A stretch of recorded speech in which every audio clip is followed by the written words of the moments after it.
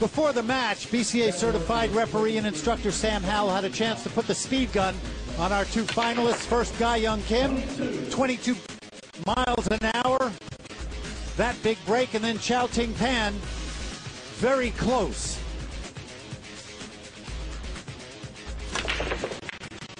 .8 miles per hour, and here you see a bit of a comparison. The biggest difference, distance, only 4 feet for that cue ball to get going. So it might look like it's quite a bit less miles per hour wise, but in terms of what they're doing, Ava, both of them very powerful. They are, and look at these breaks. Again, very similar, except right here, watch how far up Chao-Ting Pan goes. Ga-Young also stands up a little bit to be able to get that cue forward. They both are down when they aim the shot, but then as they come up, they both come up. Real kickback from Chao-Ting Pan. Watch how she really kicks into the break. Puts a lot of power into it. Both players with a powerful break. Both players usually able to control the break shot really well. Big part of the game right there, having a good break shot. Ga-Young Kim's week here in Charlotte. Tough match over the great Philippine player coming up, Iris Renola. Obviously a big win over Chao-Ting in the double elimination portion of the event. Then dismissing Jasmine Ocean in the semifinals. Here's the highlights from rack 3, Chao-Ting at the table. Chao-Ting makes that 7-ball straight into the corner pocket, but didn't really have any open shots, so it set up a safety battle back and forth between these two players.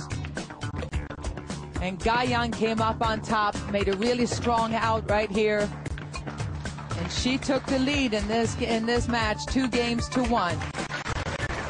Then rack number 4, Ga-Young, powerful break right here. She makes a ball on the break. It's an open shot at the 1, and there was no looking back. Ga-Young took care of this rack, no problem. Perfect cue ball control all the way. And all of a sudden, Ga-Young Kim finds herself up 3 games to 1. She has that look in her eye. When she gets confident, the way she seems to be right now, very difficult to stop her. Chao-Ting Pan at the table, 26 years of age. Former world 9-ball champion, 2007. And in 2007 also won the Great Lakes Classic Tour stop, her first WPBA Tour victory. And that is not what she wanted. Dead into the side pocket goes the cue ball. Oh, it's so important for her to make something happen here. Giving ball in hand to Ga-Young is a nightmare. Wide open table. The only thing I can possibly see being a little bit of an issue here might be the 7-ball. The fact that the 8 is blocking the pocket.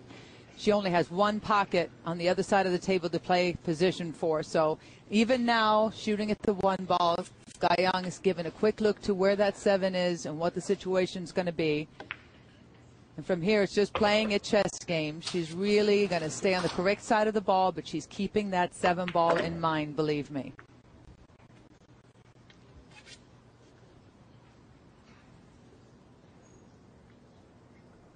Let's go back down to the floor for a couple of words from Mark Wilson. Mark? Ga-Young Kim plays a very up-tempo, aggressive style, and that works for her, where Chao-Ting Pan plays a much more conservative, defensive, tactical style. That works for her. Right now, Ga-Young Kim is leading, but if things go wrong, we might see that side, the emotional side of Ga-Young Kim come out, where it maybe costs her a game later on. So we'll have to be on the lookout for that. And I think that's a point well taken, is the fact that Ga-Young is a very, very emotional player. We talk about Chao-Ting Pan being kind of steel-faced and really keeping her emotions to herself. Very intimidating because of that. But the power of Ga-Young when she is on is ferocious. Now, Ga-Young has gotten way out of line here, Mitch. She's going to be forced to play this combination on the 7-8. If she had given herself just a little bit of an angle, moved the cue ball over toward the rail just a hair, she could have played the 6 and drawn the cue ball over to the other side of the table and had an automatic out. And with the 8-ball being as close to the corner pocket, obviously it's not a difficult combination, but it's one you don't even need to be shooting at this point. She needs to get a shot. Oh, she got over, but I'll tell you what, she did a good job getting on the 7, but now she's got a tough way to get on this 9. See where the 9 ball is? She can't draw it back. She can't possibly draw the cue ball back toward the 9 because she's got too severe an angle. She has to use a bridge. She has no choice but to either go straight down to the bottom rail and back up again, or try to go around 3 rails. Either way, it's much tougher than she wanted because of the position she got on the 6.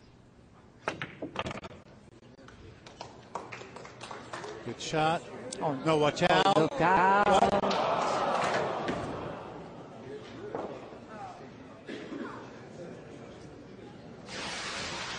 Speechless. There's 2 people sitting in the booth right here with their mouths wide open. And you see it here. It looks like she hit it great, but anytime you're making a cue ball travel that far, you're flirting with disaster. She had a tough way to get to the 9, almost pulled off a perfect shot, but because of that position on the 6, she ended up paying for it by having to shoot a tougher shot than she wanted to, and Xiaoting Pan has life. Not only life, instead of a 4-1 lead for Ga-Young Kim, back with an Iraq is Xiaoting Pan. Wow, what a turnaround here in Charlotte.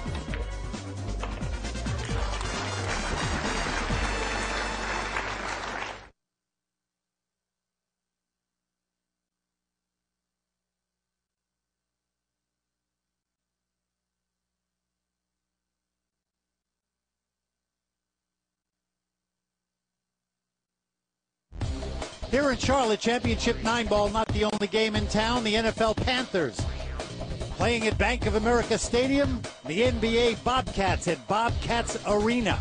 All of it right here in the Uptown area. Let's take a look at the highlights from rack 6 and 7. First, Ga-Young Kim at the table, Ava. Makes a huge break there, Mitch, who ends up making